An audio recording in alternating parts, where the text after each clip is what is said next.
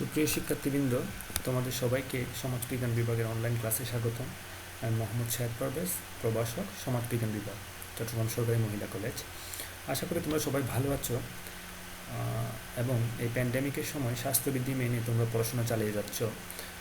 আমি খুবই আশাবাদী যে আমরা খুব দ্রুত আগের মতো স্বাভাবিক অবস্থায় ফিরে আসতে পারবো, কারণ অলরেডি পৃথিবীতে উন্নত বিশ্বে প্রায় 3-4টা ভ্যাকসিনের ইমপ্লিমেন্টেশন শুরু হয়ে যাচ্ছে খুব সুন। তো আশা করি আমরা আবার সবাই আগের মতো অবস্থায় ফিরে আসতে পারবো। তো এই সময়ের মধ্যে আমরা যাতে আমাদের পড়াশোনা চালিয়ে যেতে পারি, সেজন্য অনলাইন ক্লাসগুলো তোমাদের জন্য করা হচ্ছে। আশা করি তোমরা এর পুরোটাই সুফল ভোগ করবে।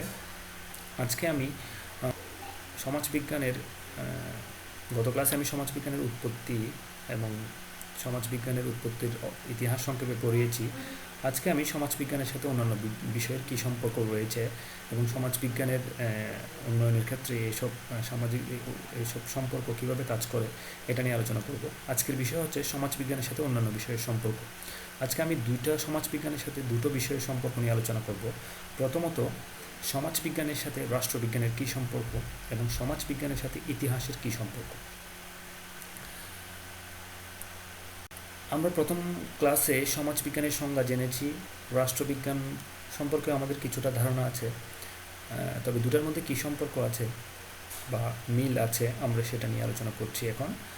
আসলে আমরা সবাই দেখতে পাচ্ছি একটা বইয়ের, সমাজবিজ্ঞানের হাবিবুর রহমান স্যারের বইয়ে তোমরা দেখতে পাচ্ছ সমাজবিজ্ঞান এবং রাষ্ট্রবিজ্ঞানের মধ্যে সম্পর্ক দেখানো হয়েছে। দুই পাশে 7টা করে সম্পর্ক দেখানো হয়েছে, এগুলো নিয়ে আমি আলোচনা করছি। প্রথমত, সমাজবিজ্ঞান হচ্ছে এমন একটা বিজ্ঞান যেটা সমাজকেই তার অধ্যয়নের মূল বস্তু হিসেবে বিবেচনা করে বা বিষয় হিসেবে বিবেচনা করে। অন্যদিকে রাষ্ট্রবিজ্ঞানের মূল আলোচ্য বিষয় হচ্ছে রাষ্ট্র। রাষ্ট্রবিজ্ঞান একদিকে যেমন রাষ্ট্রের গঠন, বৈশিষ্ট্য, উদ্দেশ্য ও ভূমিকা নিয়ে আলোচনা করে, অন্যদিকে এটা রাষ্ট্রে বসবাসকারী নাগরিকের অধিকার, কর্তব্য নিয়েও আলোচনা করে। আবার সমাজবিজ্ঞান সমাজের শুধু এটা কেবল সমাজের কাঠামো এবং মানব সম্পর্কে নিয়ে আলোচনা করে তা নয়, এটা সমাজস্থ মানুষের গোটা সমাজ জীবন পর্যালোচনা ও বিশ্লেষণ করে। অর্থাৎ তাহলে দুইটার মূল প্রতিপাদ্য বিষয় যদি আমরা সংক্ষেপে বলতে চাই, সমাজবিজ্ঞানের মূল প্রতিপাদ্য বিষয় হচ্ছে সমাজ। এখানে আমি ছোট করে বলে দিতে পারি যে সমাজবিজ্ঞানের মধ্যে রাষ্ট্রবিজ্ঞানের চিন্তাভাবনাও প্রতিফলিত হয় বেশিরভাগ ক্ষেত্রে, কারণ সমাজের মধ্যে রাষ্ট্র এবং রাষ্ট্রবিজ্ঞানের মূল বিষয়গুলো, রাষ্ট্রের গঠন, বৈশিষ্ট্য, উদ্দেশ্য, এগুলো আমরা সমাজের মধ্যেই থাকে। নাগরিকের অধিকার, কর্তব্য, এগুলো সব কিছু সমাজের মধ্যে। তারপরেও যদি একদম একটু ডিফারেন্সিয়েশন করতে চাই, আমরা একটা পার্থক্য তৈরি করতে চাই, তাহলে মূল প্রতিপাদ্য বিষয় একটার হচ্ছে সমাজ আর একটা হচ্ছে রাষ্ট্র। আচ্ছা, 2 নম্বর হচ্ছে বিশ্লেষণের ক্ষেত্রে মূল ক্ষেত্র সামাজিক সম্পর্ক বা মিথস্ক্রিয়া। অর্থাৎ সমাজবিজ্ঞান সমাজের মানুষের মধ্যে যে সামাজিক সম্পর্ক বিরাজ করে, এটা কিভাবে সমাজকে একটা স্থিতিশীল পর্যায়ে রাখে, অথবা এই সামাজিক সম্পর্ক ভঙ্গ হলে কিভাবে সমাজের মধ্যে একটা বিশৃঙ্খলা তৈরি হবে, মূল কথা এটা নিয়ে আলোচনা করে। অর্থাৎ সামাজিক সম্পর্কটা হচ্ছে খুবই গুরুত্বপূর্ণ বিষয়। আমরা এই পৃথিবীতে যে লক্ষ লক্ষ বছর ধরে বসবাস করছি, এর পিছনে অন্যতম কারণ হচ্ছে সামাজিক সম্পর্ক। অর্থাৎ আমরা ধর্ম, বর্ণ, গোত্র, টাকা পয়সা, সাদা কালো, এগুলোর বিচ্ছেদ ভুলে সবার সাথে সব মানুষের সাথে একটা শক্তিশালী সামাজিক সম্পর্ক তৈরি করেছি, যেটা সমাজবিজ্ঞানের মূল আলোচ্য বিষয়।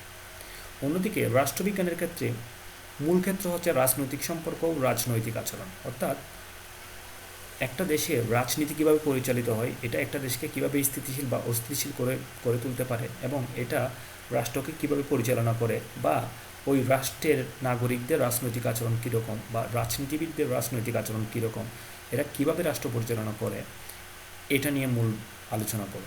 অর্থাৎ সমাজবিজ্ঞান যেখানে সামাজিক সম্পর্ক বা মিথস্ক্রিয়া নিয়ে আলোচনা করে, অন্যদিকে রাষ্ট্রবিজ্ঞান হচ্ছে রাজনৈতিক সম্পর্ক ও রাজনৈতিক আচরণ নিয়ে আলোচনা করে। 3 নম্বর দেখো, সমাজবিজ্ঞানের ক্ষেত্রে আন্তঃব্যক্তি, আন্তঃদল ও গোষ্ঠী, আন্তঃশ্রেণীসমূহ, প্রতিষ্ঠান, পরিবার ও সমাজের সঙ্গে ব্যক্তির দায়বদ্ধতার বহুমুখী সম্পর্কের বর্ণনা ও বিশ্লেষণ করা হয় এখানে। অর্থাৎ আন্তঃব্যক্তি মানে এক ব্যক্তির সাথে আরেক ব্যক্তি কীভাবে সম্পর্কিত, যেমন আমরা বন্ধুবান্ধবের সাথে কীভাবে সম্পর্ক তৈরি করি, আবার বাবা মার সাথে বা প্রতিবেশীর সাথে এবং ছেলে মেয়ের সাথে মেয়ে ছেলের সাথে কীভাবে সম্পর্ক তৈরি করি, এটা হচ্ছে সমাজবিজ্ঞান আলোচনা করে। আবার আন্তঃদল ও গোষ্ঠী, একই রকম দল, যেমন আমরা কেউ বিএনপি আওয়ামী লীগ করি, বা কেউ হিন্দু ধর্মের এক ধরনের দল, মুসলিম ধর্মের এক ধরনের গোষ্ঠী বা দল, তারপর এই দলের মধ্যে আমরা আমরা ধরো আমরা বিএনপি আওয়ামী লীগের কথা বলি, যদি বলি তাহলে আমরা বলতে পারবো যে এখানে একটা দল আর একটা দলের সাথে কীভাবে সম্পর্কিত, এগুলো নিয়ে আলোচনা করে। আন্তঃশ্রেণীসমূহ মানে হচ্ছে বড়লোক, মধ্যবিত্ত, গরিব, এদের মধ্যে যেরকম সম্পর্ক বিরাজ করে, বা এই সম্পর্ক সমাজে কী উপকার আনে, বা এই ধরনের সম্পর্কটা কতটা শক্তিশালী বা কতটা দুর্বল, বা এই ধরনের সম্পর্ক সমাজের মধ্যে কী প্রভাব ফেলে, এটা নিয়ে সমাজবিজ্ঞান আলোচনা করে। একটা হচ্ছে প্রতিষ্ঠান, যেমন পরিবার, বিবাহ, ধর্ম, গোত্র, এগুলো নিয়ে সমাজবিজ্ঞান ব্যাপকভাবে আলোচনা করে। যেমন পরিবার একটা প্রতিষ্ঠান,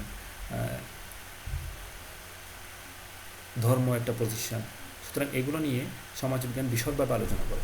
এবং ব্যক্তির সাথে এগুলোর কী সম্পর্ক, অর্থাৎ আমরা যদি সবাই একটা রিডিং ক্লাব তৈরি করি, এটা সমাজে কী প্রভাব ফেলবে, বা আমি যদি একটা রাজনৈতিক দলের সাথে অংশগ্রহণ করি, বা একটা প্রগতিশীল দলের সাথে, সমাজ উন্নয়নে যে প্রগতিশীল দলের সাথে যদি আমি যোগদান করি, এটা আমার কতটা উন্নতি করবে এবং এটা সমাজকে কীভাবে এগিয়ে নেবে, এটা একটা অন্যতম এটা নিয়ে আলোচনা করা সমাজবিজ্ঞানের একটা বিষয়। যেমন আমরা যদি নারী পুরুষ সমান অধিকার নিয়ে একটা দল করি সমাজে, মানে আমরা সবাই যদি বিশ্বাস করি যে এখনকার আমাদের সমাজে এখনও মিনিমাম আই বিলিভ 50% মানুষ নারী পুরুষ সমতা বিশ্বাস করে না, আরও বেশি হতে পারে এটা। তা আমরা যদি এরকম নারীবাদী চিন্তাভাবনাগুলো বা মেয়েদেরকে কীভাবে সমাজের সব ক্ষেত্রে অংশগ্রহণ নিশ্চিত করা যায়, এটা নিয়ে একটা দল করি, বা একটা সংঘ বা সমিতি করি নারীর অধিকার প্রতিষ্ঠার জন্য, তাহলে আমরা এটার যদি আমরা সদস্য হই, তাহলে এটা কী সমাজে প্রভাব ফেলবে, এটা নিয়ে সমাজবিজ্ঞান আলোচনা করে। অন্যদিকে একটা রাষ্ট্র কীভাবে পরিচালিত হয়, যেমন গণতন্ত্র থাকলে রাষ্ট্রের উন্নতি কী হবে, বা রাজতন্ত্র থাকলে রাষ্ট্রের কী উন্নতি হবে। রাজনৈতিক দল, একটা দেশের রাজনৈতিক দল হচ্ছে একটা দেশের প্রাণ বা সোল। রাজনৈতিক দলগুলো যদি প্রকৃত দায়িত্ব, তাদের উপর অর্পিত দায়িত্ব সঠিকভাবে পালন করে, তাহলে একটা দেশ সত্যিকার অর্থে উন্নতি লাভ করতে পারবে। অর্থাৎ রাজনৈতিক দলগুলো কীভাবে ভূমিকা পালন করছে, এদের ভূমিকা কী, এরা কি প্রগতিশীল নাকি কনজারভেটিভ, বা কনজারভেটিভ মানে হচ্ছে এখানে যারা চিন্তাভাবনায় একটু পিছিয়ে থাকে, যারা ট্রেডিশনকে আঁকড়ে ধরতে চায়, ঠিক আছে। তারপর হচ্ছে চাপ সৃষ্টিকারী দল। চাপ সৃষ্টিকারী দল বলতে মানুষের এমন একটা গ্রুপ বা দলকে বোঝায় যারা সরকারের বাইরে থেকে, বিরোধী দলের বাইরে থেকে একেবারে নিরপেক্ষভাবে সরকার এবং বিরোধী দলের কাজকর্মের উপর প্রভাব বিস্তার করে। যেমন পরিবেশবাদী গ্রুপ, বা নারীবাদী গ্রুপ, বা ধর্মনিরপেক্ষ চিন্তাভাবনার মানুষরা, তারা একসাথে একটা দল করে। যেমন পরিবেশবাদী গ্রুপরা সরকারের কাজে সমালোচনা করে, সরকার যদি কোনো অন্যায় করে এটা সমালোচনা করে, আবার বিরোধী দল যদি কোনো অন্যায় করে সেটারও সমালোচনা করে। এরা হচ্ছে চাপ সৃষ্টিকারী দল। ইত্যাদির সঙ্গে এগুলোর সাথে একজন মানুষের অধিকার ও কর্তব্যের কী সম্পর্ক, এটা কীভাবে একটা রাষ্ট্রে প্রভাব ফেলতে পারে, এটা নিয়ে রাষ্ট্রবিজ্ঞান আলোচনা করে। 4 নম্বর দেখো, এটা হচ্ছে সমাজবিজ্ঞানের পরিধি খুবই ব্যাপক এবং বিস্তৃত। গোটা সমাজ জীবনই এর অন্তর্ভুক্ত বা পরিধিভুক্ত। সমাজবিজ্ঞান এবং রাষ্ট্রবিজ্ঞানের সাথে তুলনা করলে, যেহেতু রাষ্ট্রবিজ্ঞানের বিষয়গুলো সমাজের বাইরে না, সুতরাং আমরা ইজিলি বলতে পারবো সমাজবিজ্ঞানের পরিধি রাষ্ট্রবিজ্ঞানের তুলনায় একটু বেশি ব্যাপক এবং বিস্তৃত।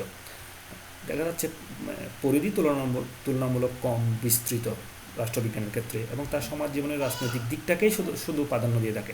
অর্থাৎ সমাজ জীবনে আমরা যেমন সব কিছু নিয়ে আলোচনা করতে পারি, সমাজবিজ্ঞানে রাষ্ট্রবিজ্ঞান শুধুমাত্র সমাজের রাজনৈতিক দিকটাকে প্রাধান্য দিয়ে থাকে।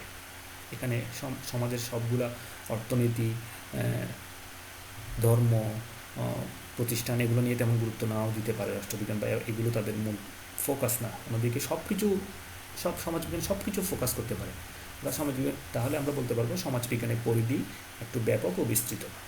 আচ্ছা, 5 নম্বর হচ্ছে সমাজ কাঠামোর উপর বিশেষ দৃষ্টি নিবন্ধ। অর্থাৎ সমাজ কাঠামো মানে হচ্ছে একটা সমাজ কী নিয়ে প্রতিষ্ঠিত, এটা এই কাঠামোগুলো কি শক্তিশালী না দুর্বল, এটা নিয়ে সমাজবিজ্ঞান আলোচনা করে। যেমন পরিবার, ধর্ম, বিবাহ, তারপরে এগুলো হচ্ছে সমাজ কাঠামোর একটা উপাদান।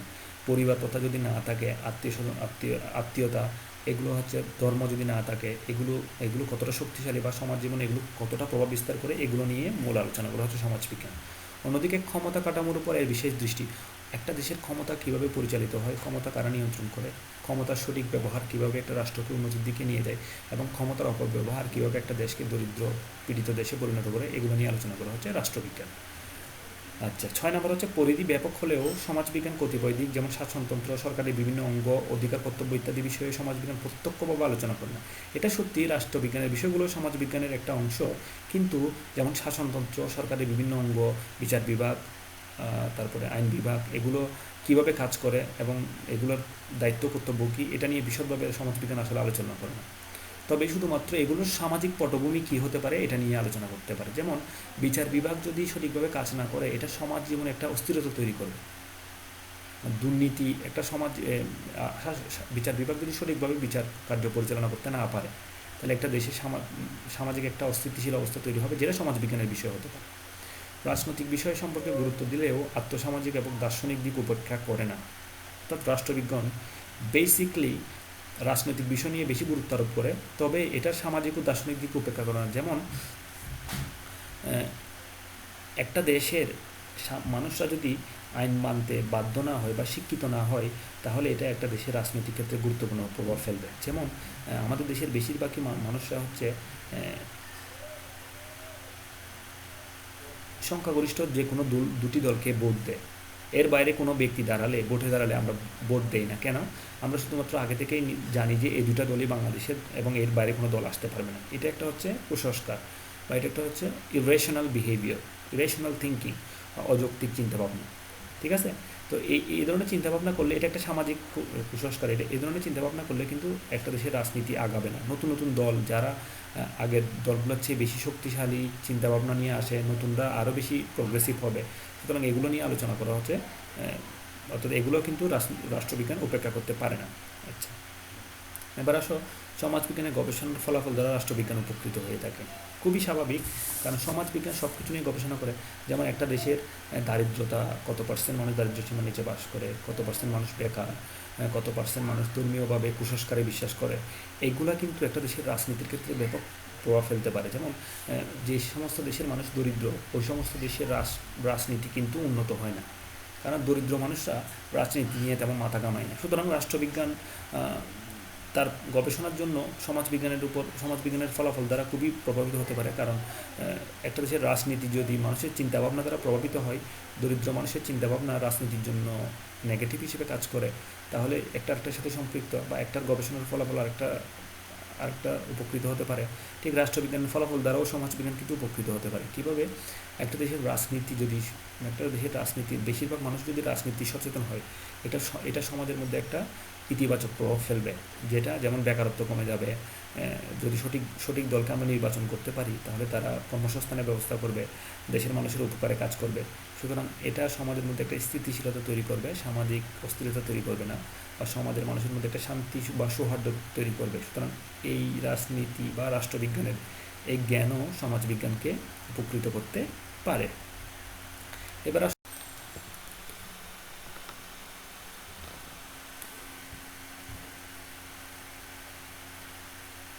এবার আসো তোমরা সমাজবিজ্ঞানের সাথে ইতিহাসের সম্পর্ক। অর্থাৎ সমাজবিজ্ঞান এবং ইতিহাস দুটো ভিন্ন বিষয়, তবে দুটো একটা আরেকটার সাথে সম্পর্কিত। 1 নম্বর হচ্ছে বর্তমান সমাজের উপরে অধিক গুরুত্ব দেয়, অতীতকে অবশ্য উপেক্ষা করে না। সমাজবিজ্ঞান হচ্ছে বর্তমান সমাজকে বেশি গুরুত্ব দেয়, বর্তমানে ঘটনাকে বেশি গুরুত্ব দেয়, কিন্তু অতীত সমাজের ঘটনাকে উপেক্ষা করে না। যেমন অতীতে ধরো বিধবা বিবাহ প্রথা এবং সতীদাহ প্রথা দুটো ভারতীয় হিন্দু সমাজে খুবই জনপ্রিয় ছিল, কিন্তু এটা সমাজের জন্য একেবারেই গুরুত্বপূর্ণ ছিল না। কারণ বিধবা বিবাহ, যাদের স্বামী অতি দ্রুত মারা যেত, তারা সারা জীবন কষ্ট করে থেকে যেতে হতো কোনো ধরনের বিবাহ না করা ছাড়া। অর্থাৎ বিবাহ তারা করতে পারতো না, ধর্মীয় বাধা দিয়ে তাদেরকে বিধবাদেরকে বিবাহ দিত না। আবার অন্যদিকে কোনো স্বামী যদি স্ত্রীর আগে মারা যেত, তাহলে তাদেরকে জীবন্ত পুড়িয়ে মারা হতো। এটা দুটাও সমাজের জন্য খুবই খারাপ এবং এটা সমাজকে পিছিয়ে দিয়েছে। কিন্তু আমরা যদি সমাজের উন্নয়ন নিয়ে আলোচনা করি বা নারীর অধিকার নিয়ে আলোচনা করি, তাহলে বিধবা বিবাহ এবং সতীদাহ প্রথা দুটো খুবই গুরুত্বপূর্ণ ভূমিকা পালন করে। কারণ ওই সময় যদি এগুলা সমাধান না হতো, বর্তমান সমাজে এটা খুবই নেতিবাচক একটা প্রভাব ফেলতো। এবং যেমন আজকাল যুগে আমাদের দেশে এখনও নারীদেরকে সমান অধিকার দেওয়ার পক্ষে মানুষ তেমন আগ্রহী না, কিন্তু এটা সমাজের জন্য একেবারেই গুরুত্বপূর্ণ একটা বিষয়। তাহলে অতীত বিষয়গুলো যদি আমরা না জানি তাহলে সমাজে এটার প্রভাব কী এটা সম্পর্কে বলতে পারবো না। সুতরাং সমাজবিজ্ঞান শুধু বর্তমান বিষয় নিয়ে আলোচনা করে না, এটা অতীতকেও গুরুত্ব দেয়। অন্যদিকে শুধুমাত্র অতীতের ঘটনাবলীকে ব্যাখ্যা বিশ্লেষণ করে থাকে ইতিহাস বর্তমান নিয়ে তেমন মাথা ঘামায় না, একেবারে মাথা ঘামায় না তা বলবো না, এটা অতীতকে বেশি ব্যাখ্যা বিশ্লেষণ করে। রাষ্ট্রবিজ্ঞান এবং সমাজবিজ্ঞানের সাথে পরিধিতে যেমন ব্যাপক ও বিস্তৃতি, অর্থাৎ সমাজবিজ্ঞানের পরিধি ব্যাপক ও যেমন বিস্তৃত, যেমন অতীত ও বর্তমানের আওতাভুক্ত, ইভেন ভবিষ্যৎ নিয়েও সমাজবিজ্ঞান আলোচনা করে। সেক্ষেত্রে তার পরিধি ও ইতিহাসের তুলনায় অধিক ব্যাপক ও বিস্তৃত, কারণ ইতিহাস শুধুমাত্র অতীতকে নিয়ে আলোচনা করে। দিন, তারিখ, ক্ষণ, সন্ধি, চুক্তি, জয় পরাজয় ইত্যাদি বিষয়ে কৌতূহল থাকলেও ইতিহাসের মতো প্রাধান্য পায় না এগুলো।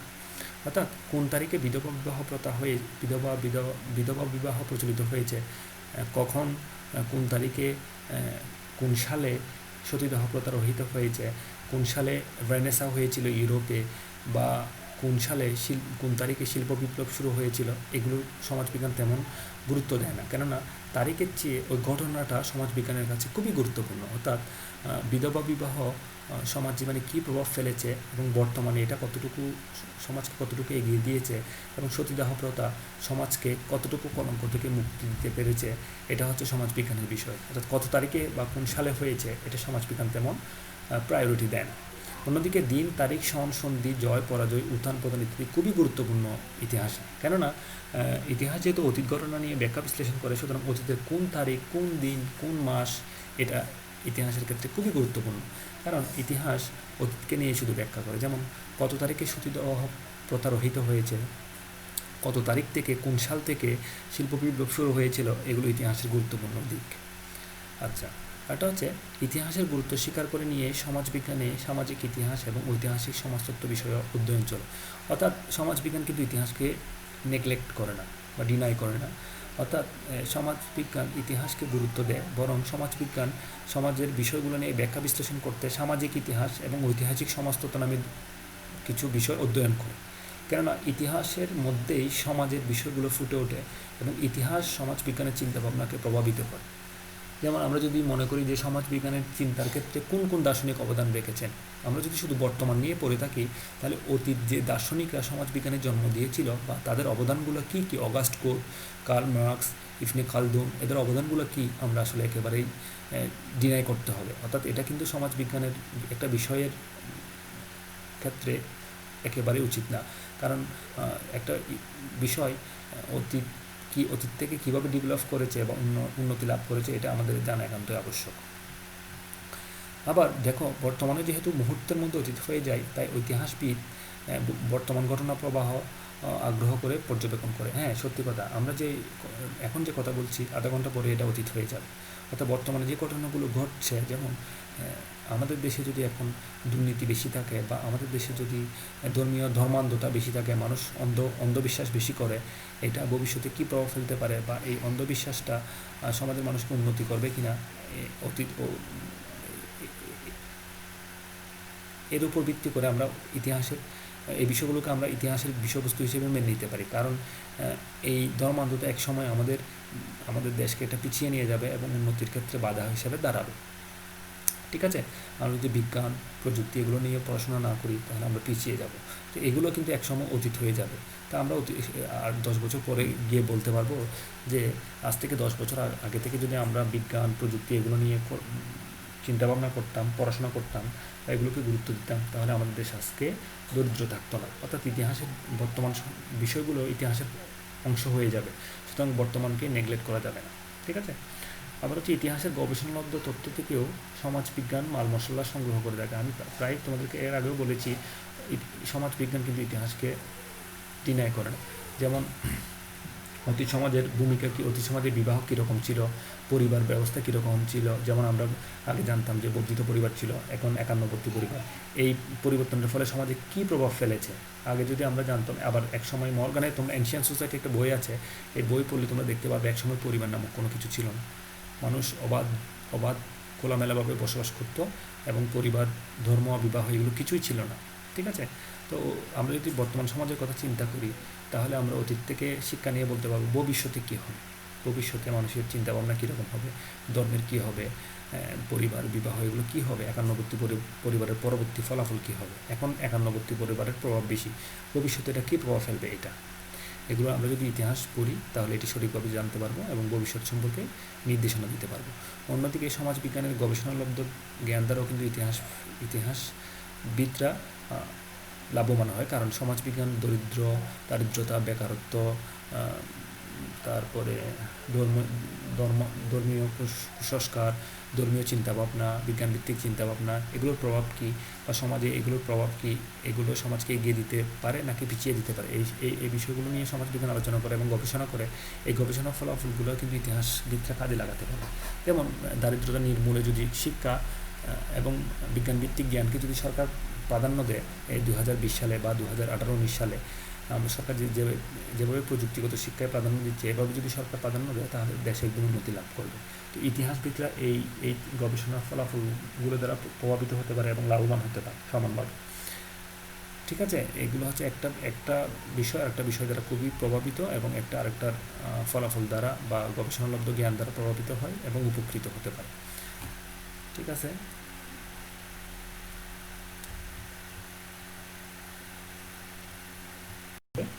সবাইকে ধন্যবাদ। খোদা হাফেজ।